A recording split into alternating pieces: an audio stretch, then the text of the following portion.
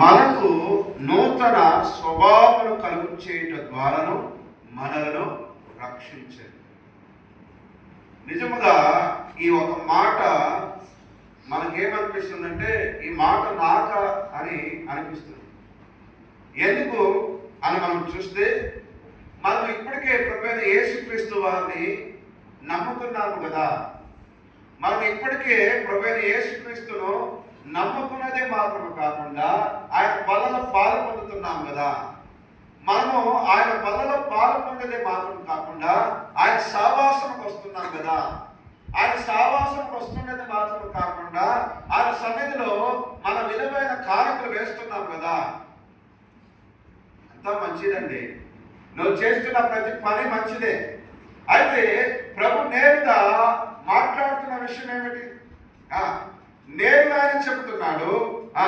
ఆయన చెబుతున్న మాట ఏంటంటే నీకు రక్షణ కలిగి ఉండొచ్చు, మంచిదే. నీకు నువ్వు ఆరాధించవచ్చు, మంచిదే. నువ్వు పాటలు పాడవచ్చు, మంచిదే. అయితే నువ్వు ఒక మార్చుకునే స్థితి ఉంది. నువ్వు నీ జీవితంలో మార్చుకునే ఒక జీవితం ఉంది. ఏమిటి అని మనం చూసినప్పుడు ఆ నూతన స్వభావము. నూతన స్వభావము అంటే మన బిహేవియర్, మన నడత, మన స్వభావమును నూతనంగా ఉండాలి. మన జీవితము నూతనంగా ఉండాలి.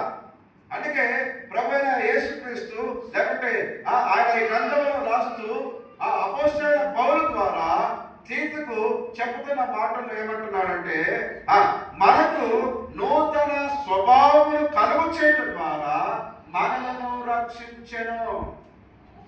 ఊరికనే రక్షించబడలేదు, ఊరికనే రక్షించబడలేదు, విశ్వసించడం ద్వారా రక్షించబడలేదు, ఆయన నమ్మటం ద్వారా రక్షించబడలేదు.